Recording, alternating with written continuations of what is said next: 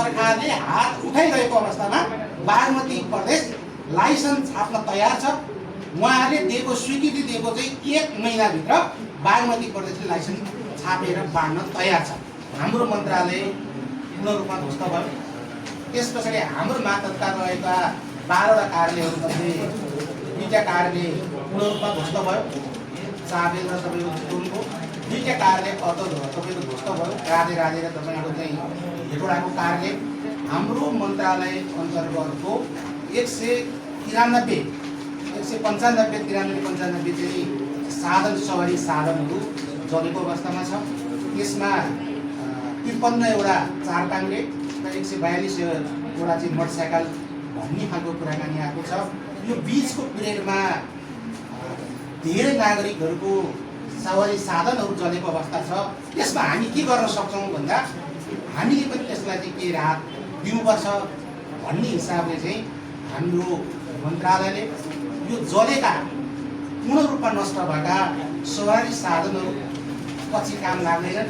त्यो लगतकर्ता गर्दाखेरि अथवा दर्ता खारिजी गर्दाखेरि लाग्ने शुल्क मिना गरिदिने र त्यस पछाडि जो तपाईँको चाहिँ अर्ध जलेको छ बनाएर चलाउन सकिन्छ त्यो तपाईँको चाहिँ 24 गतेदेखि त्यो प्रयोगमा नआउने जेलसम्मको बीचको ट्याक्सहरू मिना गरिदिने र 23 र 24 गते भित्र नतिर्दाखेरिको अवस्थामा जुन खालको चाहिँ फाइन लगाइन्थ्यो, ट्याक्स तपाईँको जरिवाना लगाइन्थ्यो, त्यो जरिवानालाई चाहिँ पूर्ण रूपमा चाहिँ तपाईँको मिना गर्ने भन्ने खालको कुरो पहिलो कुरा म तपाईँलाई राख्न चाहन्छु।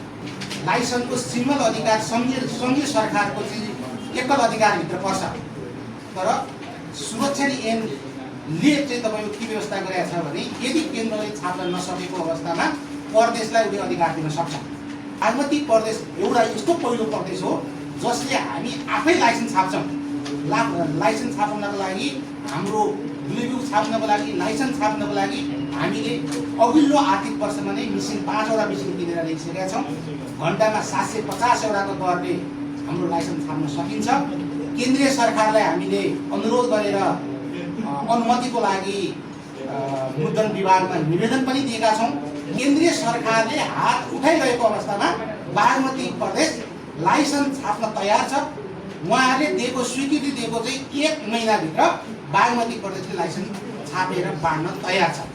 हामीले ब्लू लाइसेन्स लिनु, लाइसेन्सको फर्म भर्ने यी टोटल कुरालाई चाहिँ हामीले एउटा आफ्नै किसिमको वेब हामीले बनाएका छौँ। हाम्रो आफ्नै किसिमको अनलाइन छ, डिजिटल सिस्टम छ, VRS सिस्टम छ। त्यहाँ चाहिँ हामीले अहिलेसम्म कति पैसा तिर्नुपर्छ भन्ने कुरोको जानकारी मात्रै अहिले गराइएको छ।